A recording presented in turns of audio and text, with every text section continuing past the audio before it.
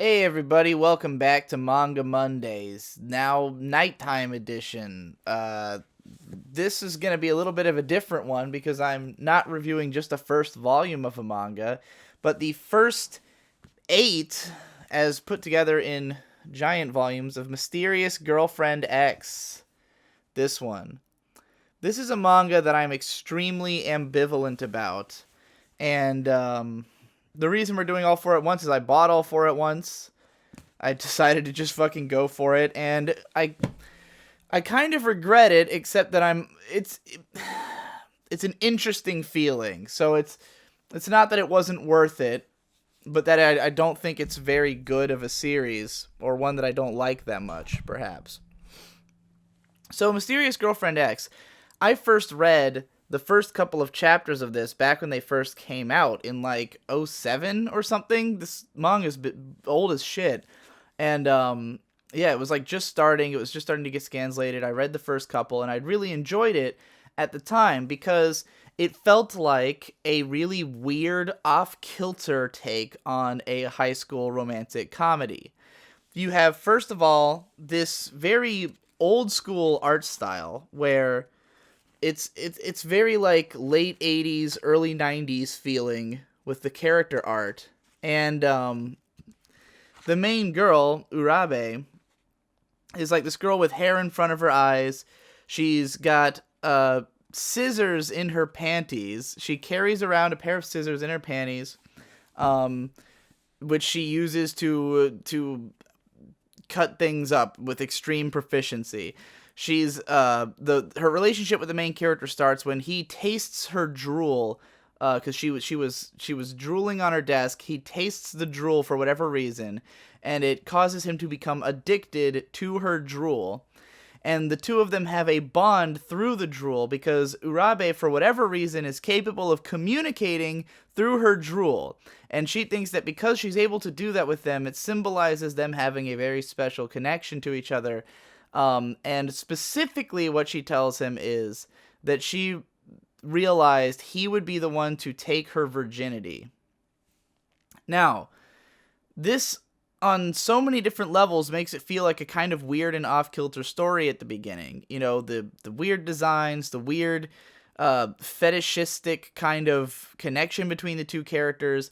The fact that Urabe is very standoffish and doesn't she's very indirect, and you get this sense that this is supposed to be like kind of a story that's meant to be somewhat veiled and mysterious. She's the mysterious girlfriend, you know? Like, this is going to be something a little bit different. There's these weird dream sequences in the early part of the manga where the main character will have dreams of him and Urabe dancing. The main character, Tsubaki. Him and Urabe dancing in this, like, crazy, like, MC Escher drawing world, almost. And so everything about it is like, this should be unique. Let me find the pictures of the dream world for you guys. Like this. Like these crazy dreamscape pictures, and him and Urabe are dancing, and here's the thing. This very, very quickly devolves. It very quickly stops being a super unique and interesting story, and instead it becomes an incredibly repetitive and boring story that makes no progress. Now, in like chapter 2, I gotta show you this, because in chapter 2, Urabe feeds him drool that makes his nose bleed. And she made him cover his eyes. He has to close his eyes. She gives him drool, and it turns out that it was drool while she was naked. And she says it was produced while I was feeling very excited.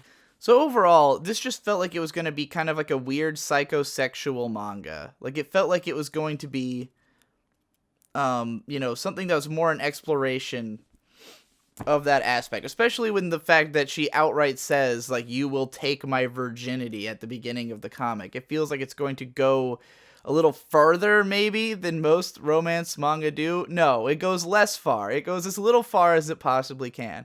The truth about Mysterious Girlfriend X is that this is just a displaced in time Rumiko Takahashi manga. Like, it's just something from that era, those old ecchi rom-coms from the late 80s and early 90s. There's lots of fan service, cute girls, and like the same thing happens every chapter.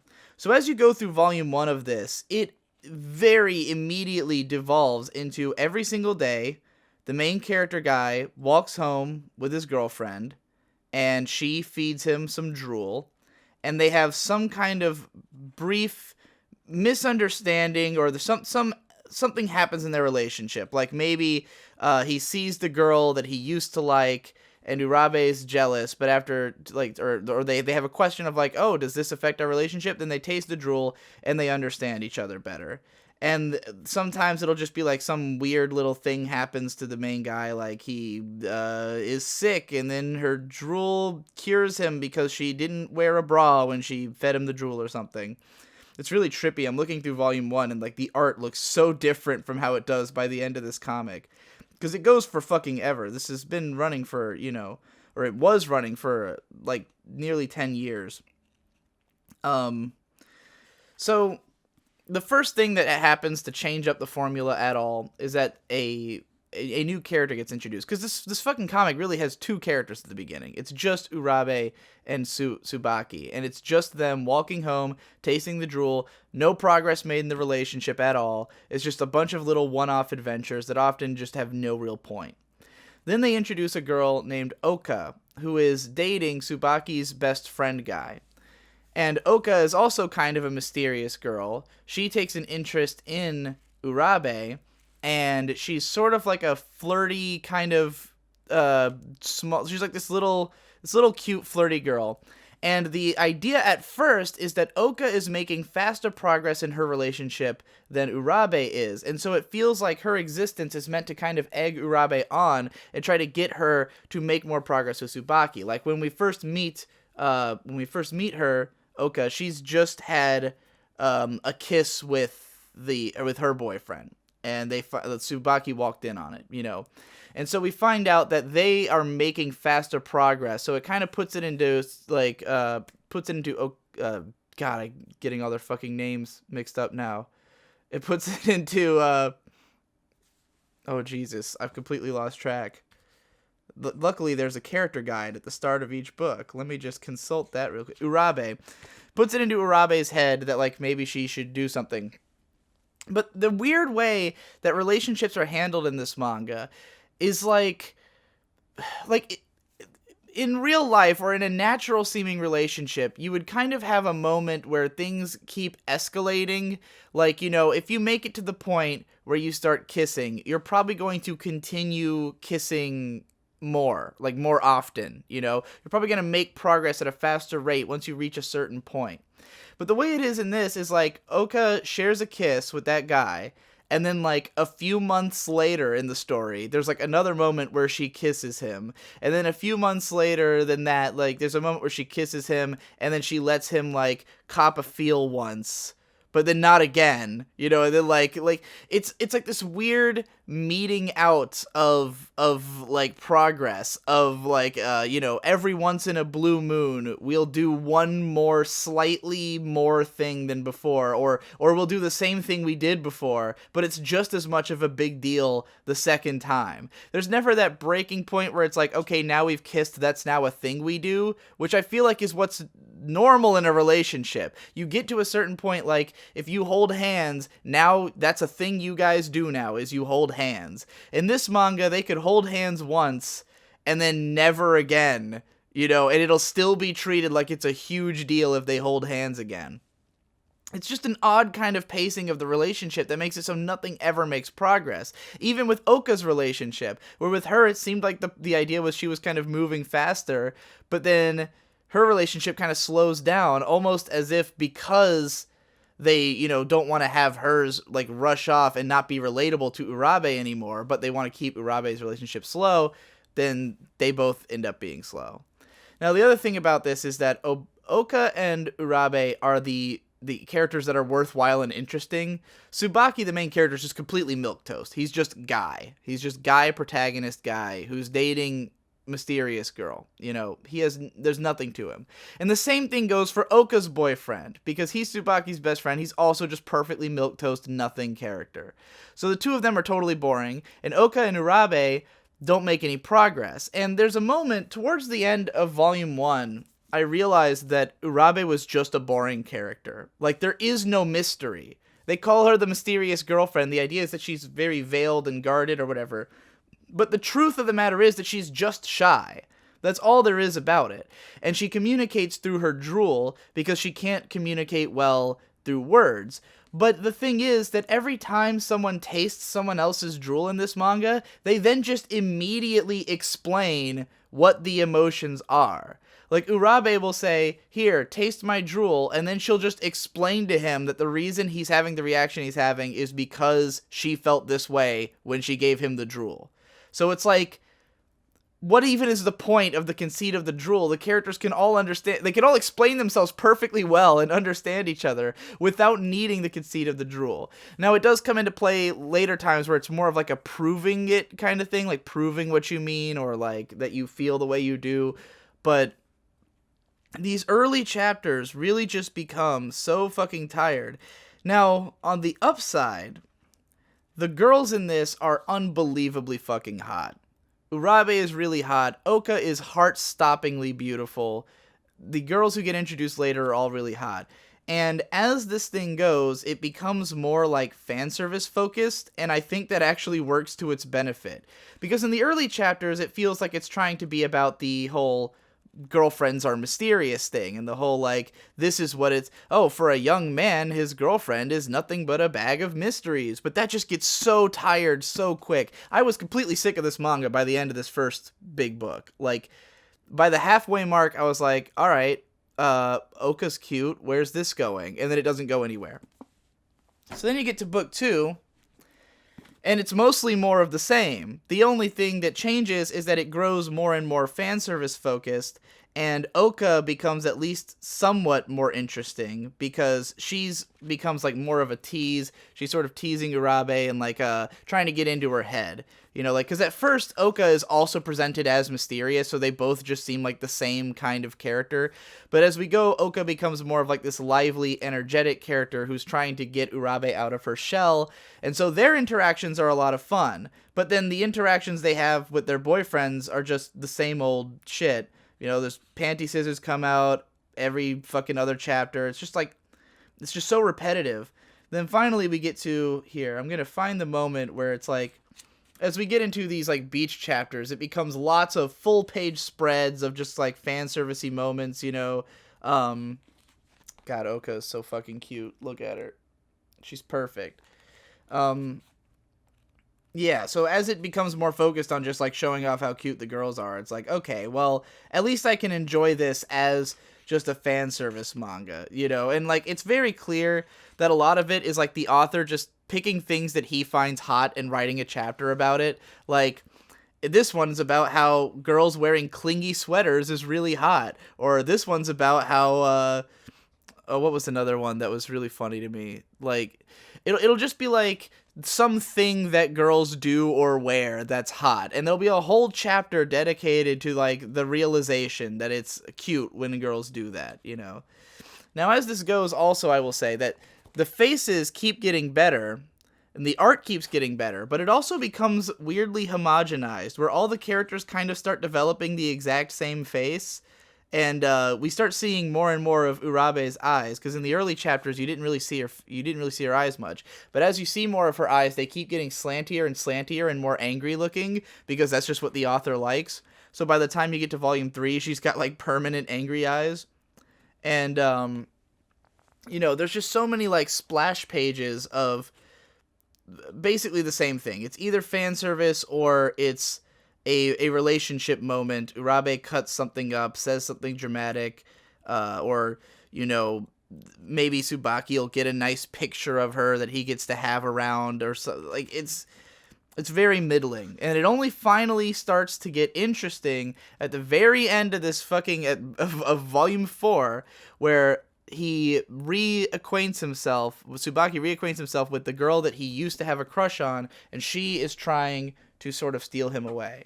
So where this story finally gets entertaining is when Riichi Ueshiba realizes that he should put in some antagonists to finally make something happen. So the whole first half of this book is all about this girl from Tsubaki's past coming back and trying to take him away from Urabe. And she's super cute too. As at this point we've gotten to like critical mass of every single shot of the girls is cute. Like there's no longer any just normal shots in this manga. Now it's like all fan service. It's all cute girls. And then it finally just goes like way over the top by the end of this arc where there's a whole here, let me show. There's a whole sequence in here where both girls are naked feeding him their drool, and they're both naked for like a whole chapter. And this is where we get to like this is now just a fan service. Like this is now just any ecchi comedy. And like the pacing is way better. It starts to get like there's less of the repetitive stories. We're getting into like real arcs where like a villain is introduced. It's about like, you know, how the characters are going to get through this situation using the technique of the drool and everything as like a narrative conceit. And it picks up, but it also just kind of loses the whole identity it used to have. Like in the beginning, it felt like something so distinctive and weird. Then it just became really boring. And now it's just like, it's more fun, but it's completely average. Like it's just a totally indistinct, you know, fan service comedy, except that it has really cute art, and like really attractive character designs that look like they're from the 80s. So then we get into this whole arc where, there's a girl who looks exactly like Urabe, who's an idol, who like tries to switch places with her. And this is like a huge arc, like almost 2 whole volumes of this. And it's pretty entertaining. It's an all right time. It really kind of feels like too little too late. It's like, I wish the whole manga had always been like this. I wish it had just been a fun, romantic comedy, you know, like 80s style thing, because that's when it's at its best. And again, the girls just keep getting cuter. The fan service keeps getting better. They introduce new characters who are actually interesting. And we get like, it gets progressively goofier, where at this point there's a whole section of this arc where Urabe is like kidnapped by the idol's producers and like forced to pretend to be her for a while, you know, and it's like just all pretense of her being mysterious are gone. Like she just starts acting normal at this point. She starts acting more like almost like a tsundere, where she's like, it starts to feel like her putting on the aggressive act is no longer out of being mysterious, but just kind of obstinate or stubborn, you know, because she clearly has a deep love for Tsubaki and like is no longer acting quite as like coy and not willing to discuss her emotions with people, but she's still keeping him at arm's length in terms of the relationship. Now, unfortunately, after the whole idol arc ends about this far into the book, it just devolves completely back into what it was before. It just becomes like episodic storylines about the characters hanging out, doing whatever. Though they do introduce this girl who is super fucking cute, and I love her. But she doesn't really do much. And, like, it just becomes daily life stories again. And, like, I'll say the art is a lot better at this point. And, like, in the early chapters, it really was just, like, static shots of Urabe and Tsubaki walking home every fucking chapter. And it was really boring to look at. At this point, at least the imagery is more dynamic. The character designs have gotten better. We get more expressiveness and distinct expressions, you know, as opposed to, like, the same faces every chapter. Now we've got Urabe making all kinds of emotions. But at the same time, she feels like a totally different character now. Here's just Oka looking cute. And yeah, the rest of this book plays out with, like, there's kind of like a minor arc across a couple chapters here and there, but none of it is progressing the relationship at all. None of it's really moving forward. And there's only 4 more volumes of this. I mean, 2 more giant volumes that haven't come out yet, but there's 4 more volumes before it ends. I've read spoilers about the ending. I know this doesn't go anywhere. I know it stays this way through to the end. It's just a bog standard romantic comedy manga. It's just the same thing as any of the others. But I think about it in comparison to, like, Ranma 1/2, and Ranma just has so much more going on, where, like, you know, Mysterious Girlfriend X, it really just has the drool thing, the scissors thing, and that's it. You know, for the most part, it's just the characters are pretty normal.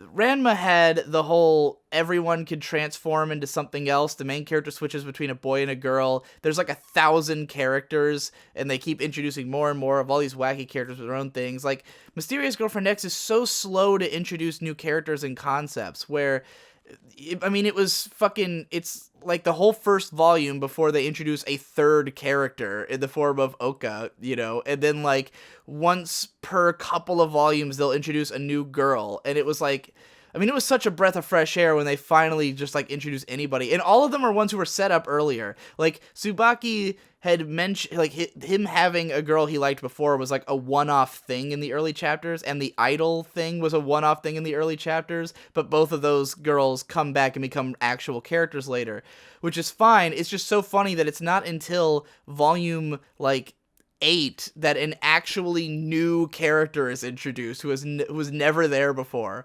And I'm just thinking about how much more goes on in something like Ranma, and it's like Mysterious Girlfriend kind of pales in comparison to the classics of the genre. Really, the best thing it has going for it is that the girls are really, really hot, and even that's just going to be a matter of taste, but personally, I think the girls are extremely hot.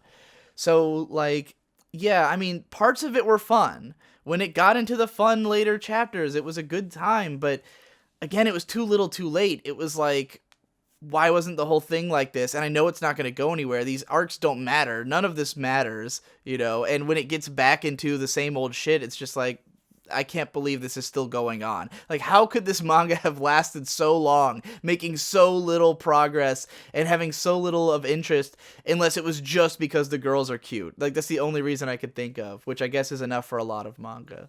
Okay, as I was watching that back, I remembered a couple more things I'd wanted to complain about that I forgot. One, it's really weird how the drool, as the series goes on, no longer is just a thing between Urabe and other people. It's just like a universal thing, which is super weird, because in the early chapters, a lot of focus is put on the idea that the drool has like magical properties. Like Urabe can not only can she instantly communicate different emotions to people depending on, like, how she's feeling when she gets the drool, and she can understand other people's emotions by tasting their drool, or at least she can understand Tsubaki's. Like, there's also, like, full-blown magical properties, like it can cure colds, and it, like, just causes different effects, like the main character getting literally addicted to it. And it feels like in the early chapters, there's meant to be this sort of magical realism to the story that centers around Urabe. That's part of why she is mysterious.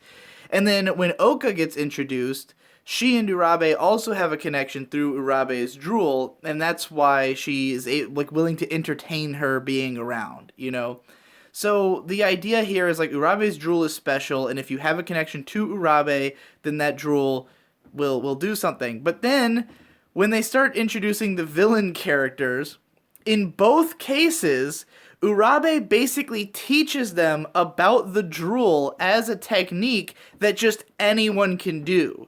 That any two people who have a connection to each other will be able to have effects of their drool.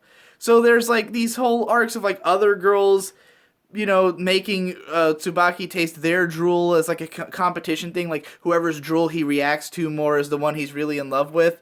And I'm like, why is drool in this universe just, like, now it's just everyone. Now it's just, if you love someone for real, then your drool will have effects on them. It's not just an Urabe thing. So that's fucking weird and doesn't make any sense. But I'm okay with that for the most part, because the drool thing never made sense in the first place. But then there's also this manga's weird take on, like, relationships and what it seems to think is just, like, matter-of-fact stuff. Like, for instance, Oka and Oka's boyfriend and Tsubaki are, like, basically the same guy, and both of their relationships are basically the same relationship, and it really gives you this feeling like the author thinks this is just, like, the only way relationships are, or something like that. In both cases, it's like the girl has all the control, really. She just, like, kind of forces the guy to just move at her pace. In both cases, the guy, of course, would love to go faster, but is just going at whatever speed the girl commands him to. Like, that's all there is to it. It's just, she's in control. That's the relationship. The guy is just a hapless, going along for the ride kind of guy. And these relationships go for what seems to be years, even though the characters don't age or move on to the next grade. Like, in one of the early chapters, it's summertime, and the main guy is thinking, man, I'd love to see her in her summer clothes again next summer. And then you see that next summer, and then you see another next summer. So, like, 2 years have passed, but no actual time has passed in the story, even though we've gone through 2 whole seasonal cycles. Don't know how that one works, but that's sort of a common issue, I guess. But yeah, they're all in the same class still. So I have no idea how much time has actually passed in this manga. It would seem like, I mean, there's times where characters make reference to something being months ago. So it's just like they're in this weird limbo of no progress being made, even in their own lives. But yeah, in spite of how long it lasts, nothing ever changes about the characters' relationships. It's always the same dynamic in both relationships. And then there's also the weird way that, like, all of them, like, every time something happens to one, it'll happen to all.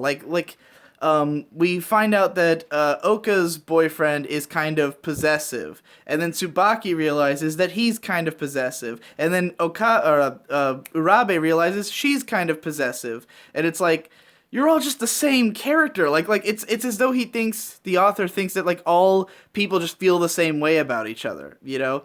And then there's this weird thing where it's like Tsubaki will have moments where he tries to hug Urabe, and she always she won't ever let him touch her. She's like, don't ever hug me without my permission, and she'll take out her scissors and swipe at him. But the weird thing is that it's like, half the time it's presented as if Tsubaki literally can't control himself. That, like, when certain things happen, his body just reacts by trying to hug her, and, like, it's like not even something he thinks about or something.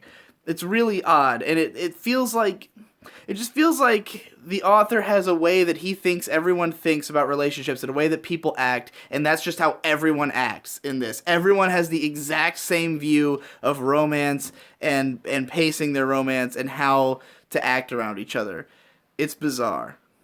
So yeah, I would not recommend this manga. I mean, if you go into it expecting it to just be a bog standard ecchi with some pretty like, if you like the designs, then go for it. You know, like, it's not that it's not worth reading, because I've read plenty of bullshit like this, you know, like, it's better than, like, To Love Ru. Or I don't know if it's better than To Love Ru, but it's, you know, it's on the same kind of, like, wavelength as that.